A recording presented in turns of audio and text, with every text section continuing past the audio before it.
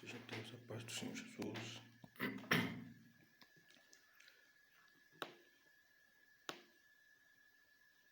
Uma alegria, uma satisfação. Nós estamos aqui mais uma vez, falar da palavra de Deus. E nesse instante nós queremos falar sobre tentação. Quero ler aqui a Epístola de Tiago, capítulo 1, do versículo 12 até o versículo 15. Bem-aventurado o varão que não sofre a tentação, porque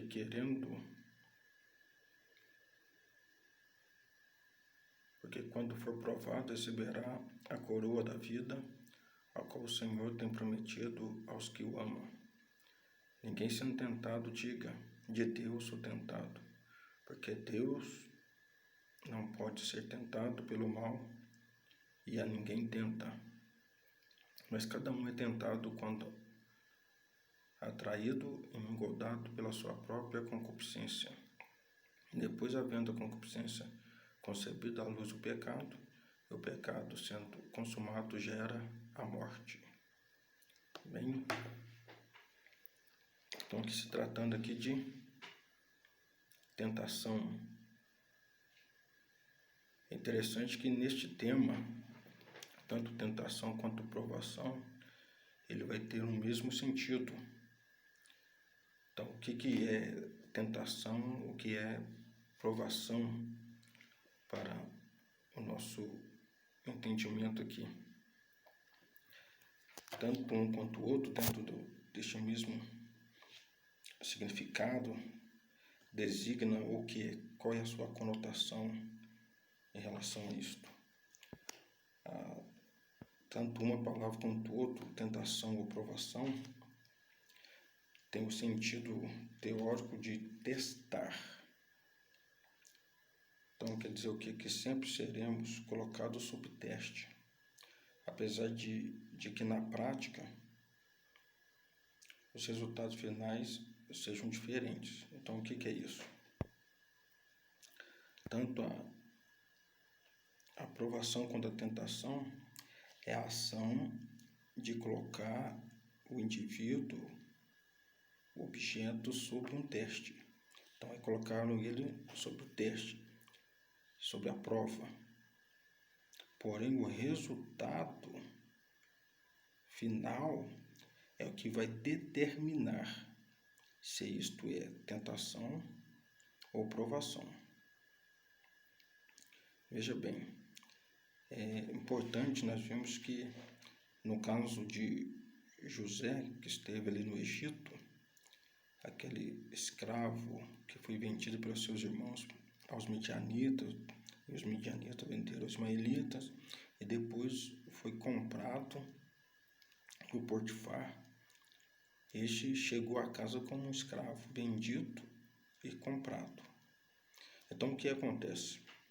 Ele estando lá como escravo, como servo, ele deveria trabalhar, exercer ali a sua função de serviçal.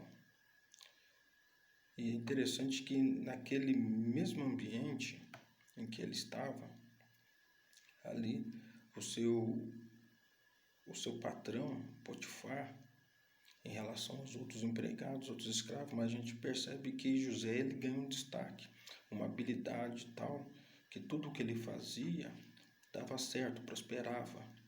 Aí ele cai na graça de seu senhor, Potifar, que o eleva, lhe promove de escravo, de servo para mordomo, para o governador agora da casa, aquele que cuida da casa. E nesse mesmo ambiente, nós vemos que José, que foi ali testado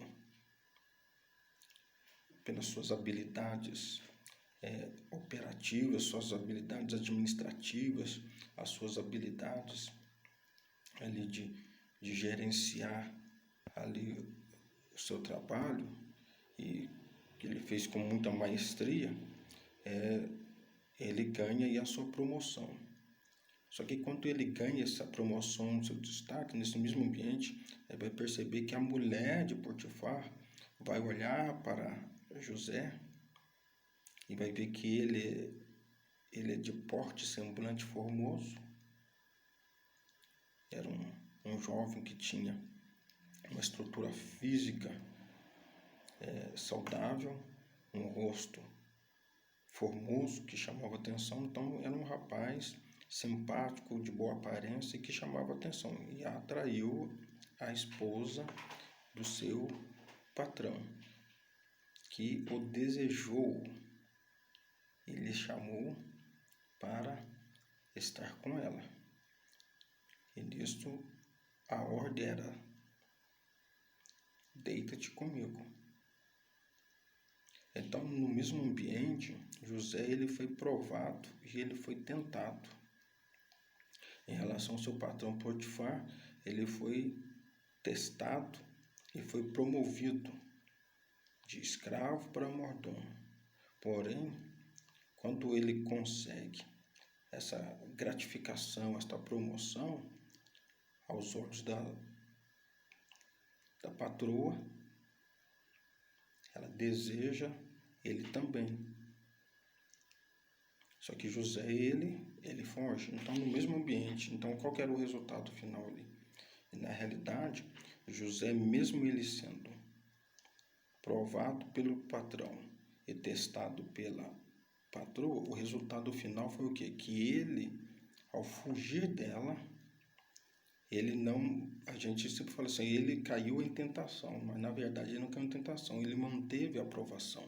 E nisso ele foi aprovado, porque ele resistiu, ele fugiu e não cedeu aos caprichos da mulher de Potifar. Então, manteve aqui o mesmo ambiente. Então, é muito interessante que agentes da tentação, nós temos Deus que prova, o homem que prova, o homem que tenta, temos aí o diabo que tenta, então o espírito, então nós temos os agentes da tentação. Então, esses são os agentes da tentação. Mas em relação ao mundo, o mundo não é agente da tentação. O mundo é o ambiente onde que se dá a tentação, onde acontece a tentação. Então, o mundo é um ambiente, não é o agente de tentação. Então, eu posso ser testado aqui por Deus, eu posso ser testado pelo homem, pelo meu semelhante, ou eu posso ser testado pelo espírito maligno.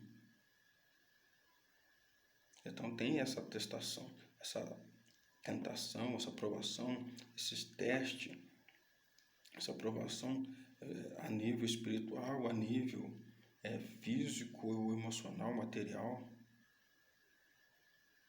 Então, ele pode acontecer em qualquer situação. É importante nós vemos aqui que a prova em relação à tentação ou à provação, que é o teste, e toda pessoa passa por um teste, passa por uma prova. Então, o que é esta prova? A prova, para que é a prova?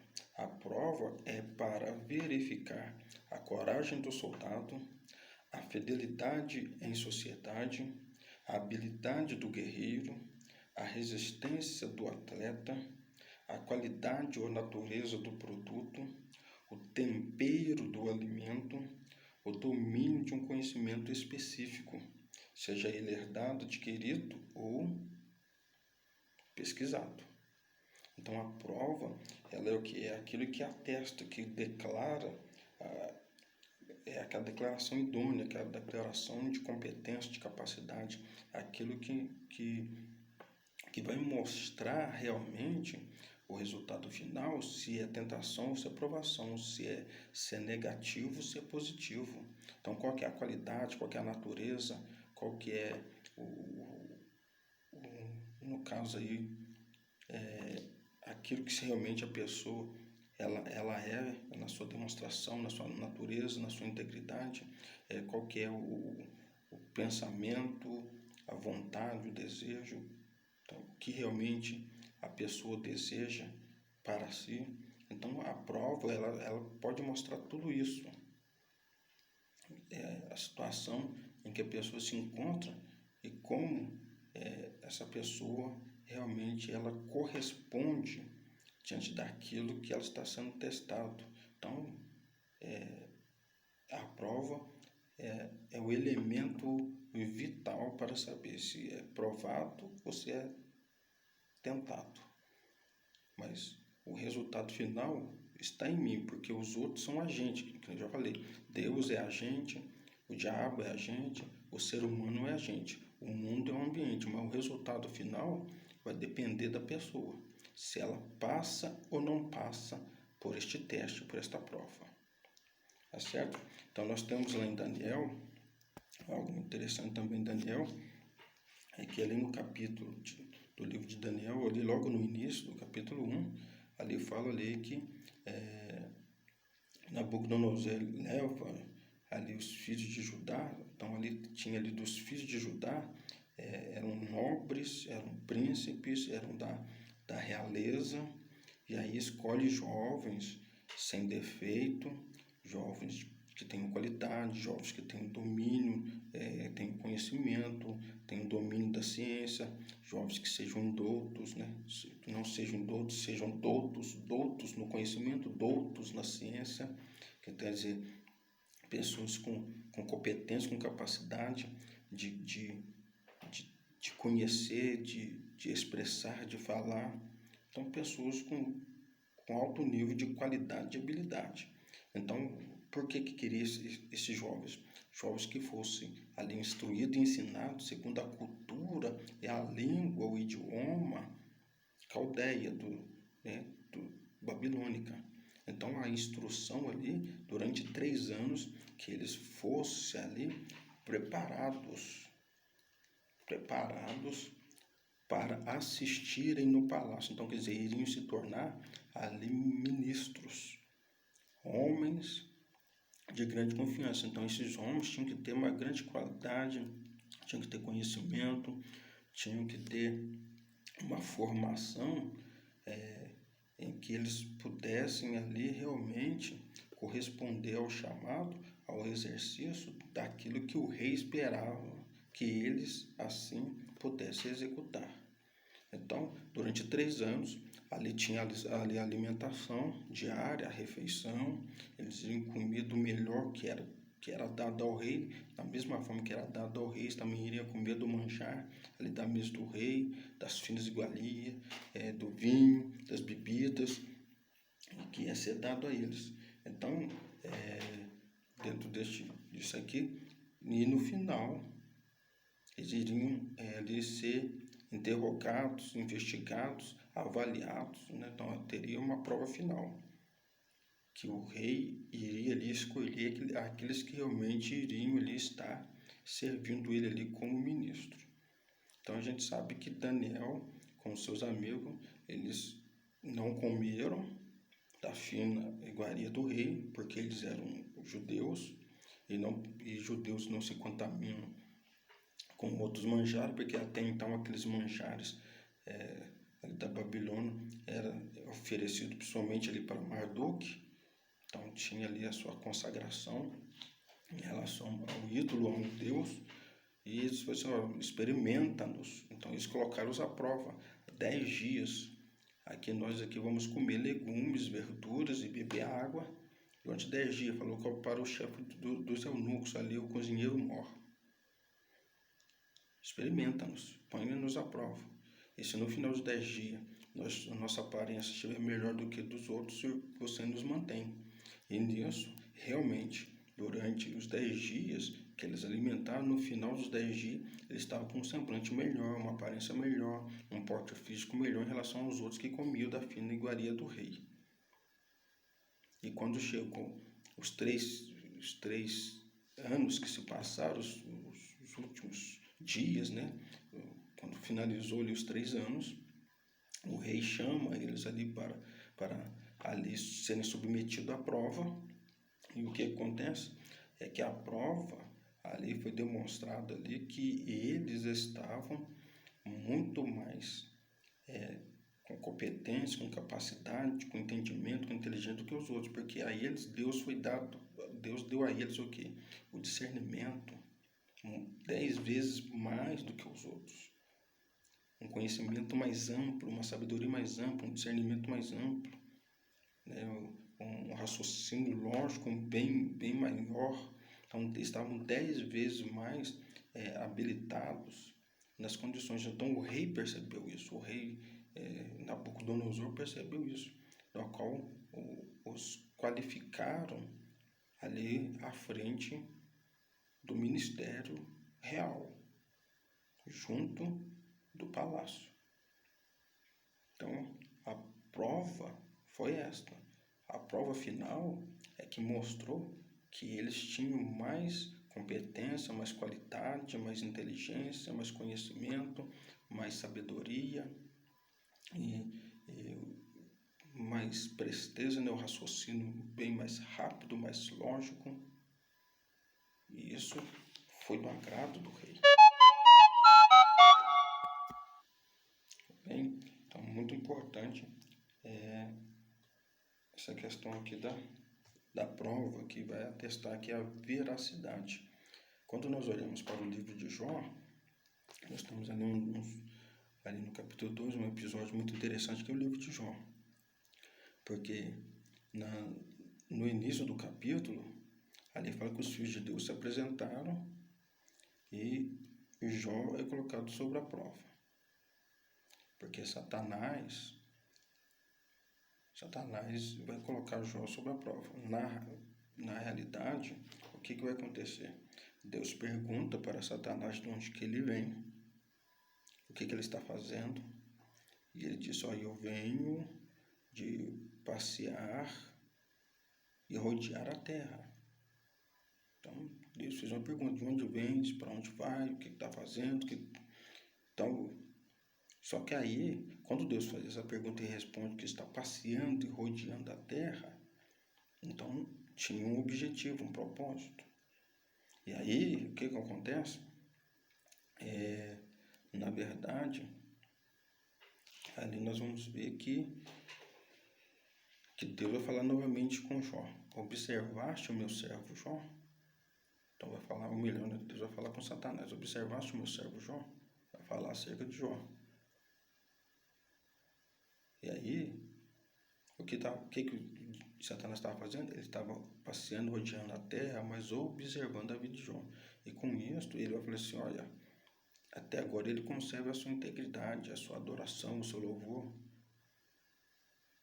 que ele toca a Deus. Ele me permite, toca a Deus, e vamos ver se o que ele perdendo aí, ele não vai blasfemar diante da tua face. Não vai lançar em rosto de Deus.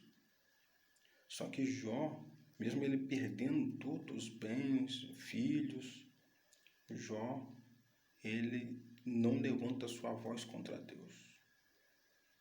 Ele termina a sua expressão dizendo: não saí do ventre da minha mãe e não voltarei. O Senhor me deu, o Senhor me tomou. Bendito seja o Senhor Deus.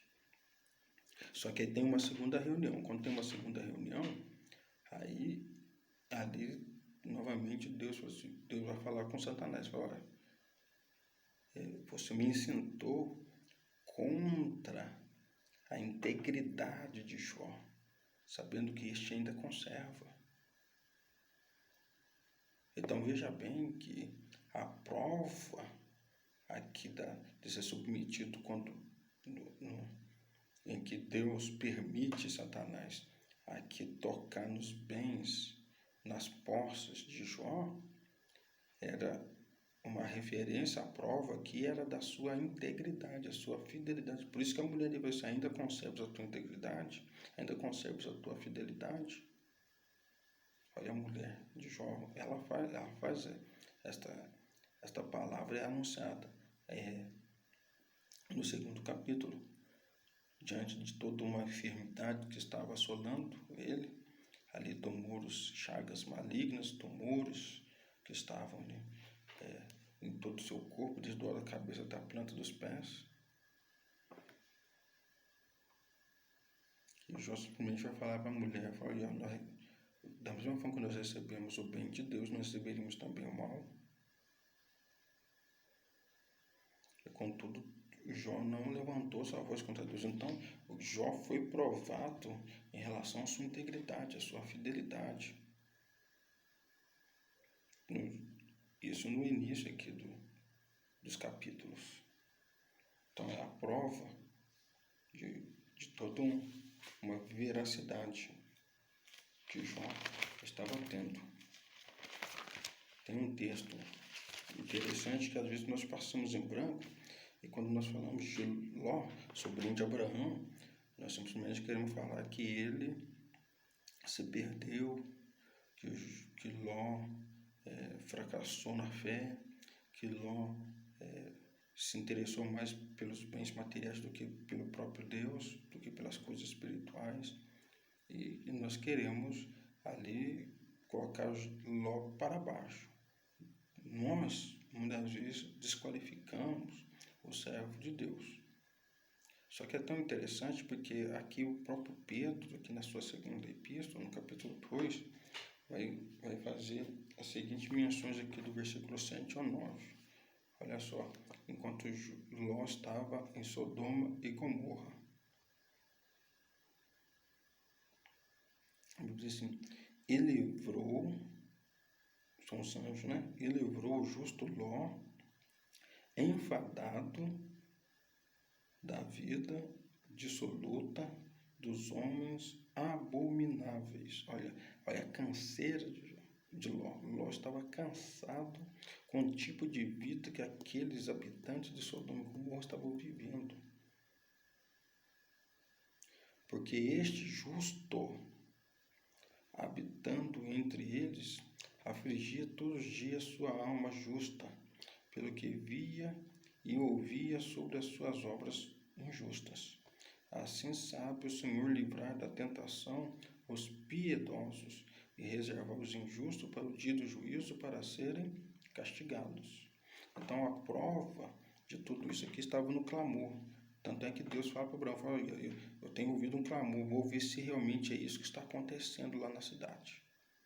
Se não for assim, até que Abraão vai interceder lá, realmente termina a sua intercessão, que começa lá, se houver 50, né, se houver 45, se houver 30, se for 20, se houver 10, ele vai fazendo essas perguntas de justos na cidade, o Senhor vai poupar a cidade, vai preservar a cidade. O Senhor fala assim, se houver, os últimos são 10 justos, se eu encontrar 10 justos, a cidade será poupada.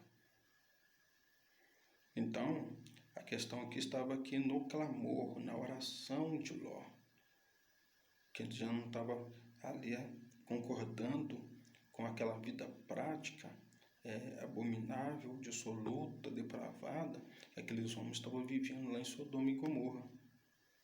E quanto isso, a Bíblia diz que Ló é chamado aqui de justo, e é um justo piedoso, um justo que ainda procura se apartar das coisas iníquas, das coisas maléficas, das coisas perversas.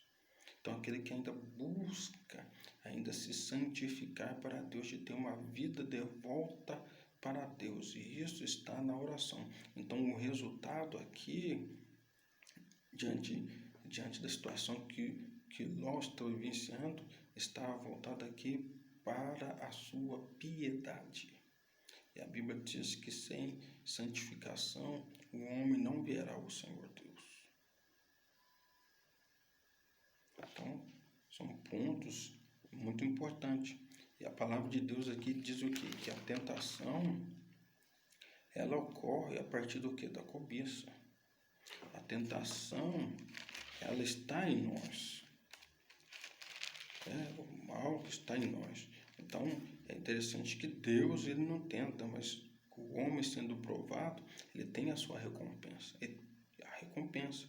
Quando ele é provado e ele passa pela prova, ou se ele não passa pela prova e ele é reprovado, então também tem a sua recompensa negativa. Então, se ele passar pela prova, tem a sua recompensa, o resultado final, a aprovação. Então, é bênção, é vitória, é vida. Caso contrário, o resultado final é amargo, é maldição, é percas, é até mesmo morte. Então o resultado não é bom, o resultado é ruim mesmo, quando não somos aprovados. Então o resultado final está em mim. Certo? Então a Bíblia fala assim que cada um é tentado quando atraído e engodado pela sua própria concupiscência, pela sua própria cobiça. Então a própria pessoa ela é seduzida, ele é atraído por aquilo que lhe chama a atenção. Certo? E a Bíblia diz assim que uma vez havendo a cobiça, havendo a concupiscência, que são os desejos desordenados, dá à luz o pecado. E o pecado, sendo consumado, gera a morte. Então, sendo praticado o pecado, então vem o quê? Qual que é o resultado final aqui? A morte. O salário do pecado, a recompensa do pecado é a morte. Esse é o resultado final. E a Bíblia diz assim que não há tentação sobre nós que não seja humana. Porém, fiel é Deus, que juntamente com a tentação nos dará, nos livrará do escape.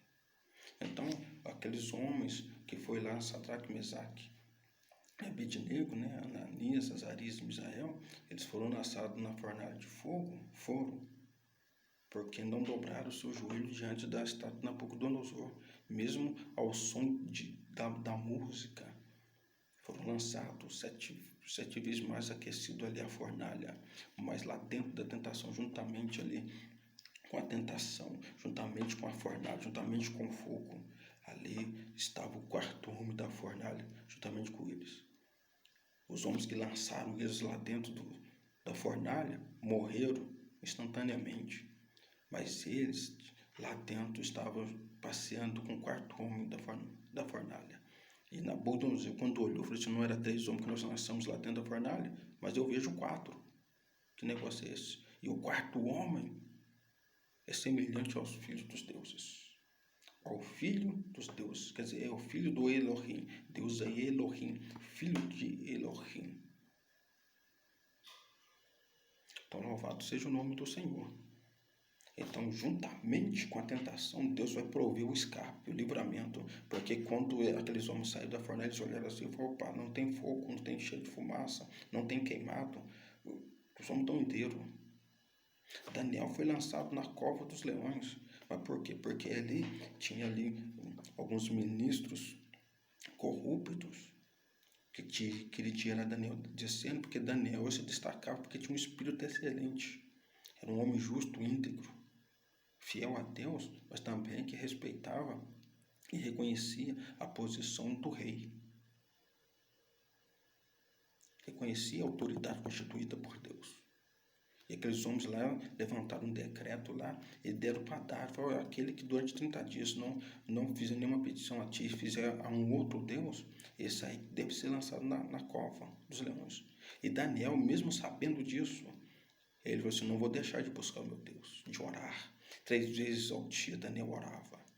E quando aqueles homens foram lá e juntou Daniel lá, ele fazendo a sua oração lá do dia, eles foram lá e falaram para Dar: tem um certo judeu, um dos cativos de Judá, que tem quebrado a lei dos medos persas. E segundo a lei que não pode ser revogada, porque foi selada pelo anel do rei, esse deve pagar o preço, lançado na cova dos leões. E ele foi lançado lá na cova dos leões. E o Dário olhou para ele e falou assim: olha, Daniel, o Deus a quem tu serves continuamente, que este te livre.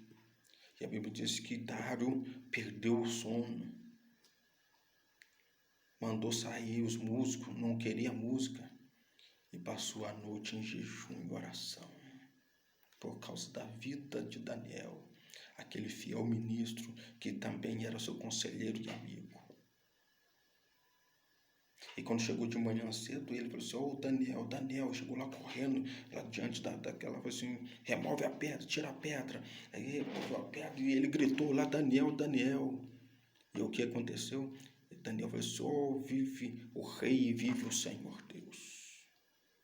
lá do fundo ele gritou: o meu Deus enviou o seu anjo e fechou a boca dos leões.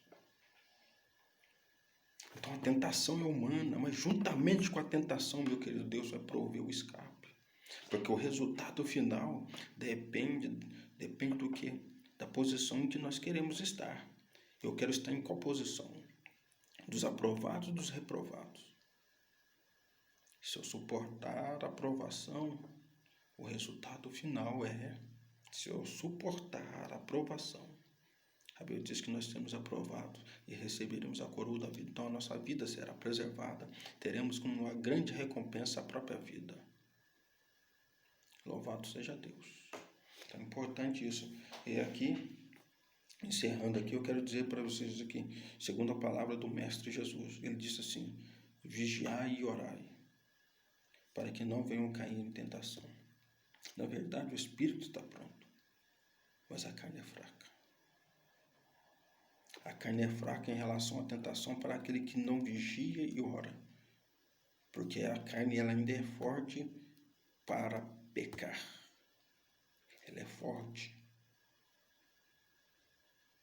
Agora, se eu quiser usar esta fortaleza, que é a minha própria carne, para resistir ao pecado, para resistir e não ceder à tentação, é importante que eu venha estar na vigilância e na oração, em comunhão com Deus, mantendo aqui o foco no Senhor Deus. Amém? Que Deus assim possa abençoar a sua vida. Que você fique com estas palavras. Amém? Deus abençoe. Fica na graça e na paz de Jesus Cristo. Shalom a todos. Amém?